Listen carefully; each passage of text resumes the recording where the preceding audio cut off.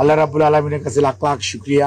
আলহামদুলিল্লাহ, দেশের মানুষের দোয়া এবং আপনাদের সবার দোয়া এবং সহমর্মিতার কারণে চিকিৎসকদের অক্লান্ত পরিশ্রম, স্বাস্থ্যকর্মীদের অর্থাৎ নার্স সহ অন্যান্য সকল স্টাফদের অক্লান্ত পরিশ্রমে উনি কিছুটা সুস্থ হয়েছেন। কিন্তু মনে রাখতে হবে যে আমরা আগেও বলেছি, ওনার চিকিৎসার জন্য একটি পর্যায়ে আমরা আছি, অর্থাৎ ওনার যে যাতে ওনার শারীরিক অবস্থা খুব মারাত্মক রকমভাবে খারাপ না হয়ে যায় সেটি থেকে বেরিয়ে আসার জন্য টিপস করা হয়েছে ক্রনিক লিভার ডিজিজের জন্য এবং হার্টের আপনার পিসিআই বলি আমরা, অর্থাৎ স্ট্যান্টিং যেটা বলা হয়, সেটি করে ওনাকে উনি যাতে সক্ষম থাকে, উনি যাতে চলতে পারে সে অনুযায়ী ব্যবস্থা করা হয়েছে। কিন্তু ওনার একটি শরীরের পূর্ণাঙ্গ ইভালুয়েশন, অর্থাৎ কিডনি বলেন, লিভার বলেন, হার্ট বলেন, প্রত্যেকটি জিনিসের পরীক্ষা নিরীক্ষা আছে। এগুলো করে সঠিক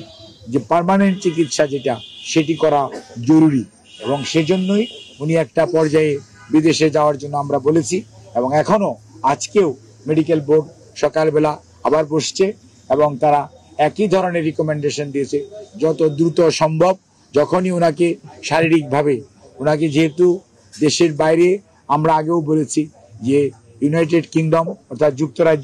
যুক্তরাষ্ট্র বা জার্মানির কথা আমরা বলেছি, সেখানে যেতে হলে বেশ লম্বা সময় ফ্লাই করতে হবে, সেই জন্য একটি শারীরিক সুস্থতার প্রয়োজন আছে। সেই জন্যই ওনার শারীরিক সুস্থতাকে এমন পর্যায়ে আনার চেষ্টা করা হচ্ছে যাতে উনি একটা লম্বা সময় অর্থাৎ 8 থেকে 15 ঘন্টা, কোনো কোনো ক্ষেত্রে 21 ঘন্টাও হয়, সেইটা যাতে উনি ফ্লাই করতে পারে, সেই সুস্থতা ওনার হয়, আল্লাহ রাব্বুল আলামিন যাতে সেই সুস্থতা দেন, সেজন্যই মেডিকেল বোর্ডের তত্ত্বাবধানে এখন বাসায় রেখে আজকে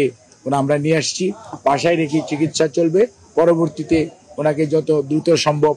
মাল্টিডিসিপ্লিনারি অ্যাডভান্স সেন্টারে নেওয়ার যে পরিকল্পনা সেটি পরিবারের সদস্যরা এবং চিকিৎসকদের সুপারিশক্রমে ইনশাআল্লাহ গ্রহণ করবে। জন হপকিন্সের 3 জন, doctor JP Hamilton, doctor Christos Georgiadis এবং ডাক্তার হামিদ রব, এবং সেই সাথে লন্ডন থেকে আমাদের ভারপ্রাপ্ত চেয়ারম্যান দেশনায়ক জনাব তারেক রহমানের সহধর্মিনী বিশিষ্ট চিকিৎসক ডাক্তার জুবাইদা রহমান সহ, অস্ট্রেলিয়া ডাক্তার মাঝার সহ আমাদের স্থানীয় এবং বিদেশের চিকিৎসকদের তত্ত্বাবধানে ওনার চিকিৎসা কার্যক্রম এবার এতদিন চলেছে। কখনো কখনো আপনারা দেখেছেন ওনাকে আমরা সিসিউতে নিয়েছি, কখনো কখনো সিসিউ থেকে নিয়ে আবার কেবিনে নিয়ে আসা হয়েছে, অর্থাৎ ওনার সুচিকিৎসার জন্য এবার কেয়ার হসপিটালের কেবিনকেই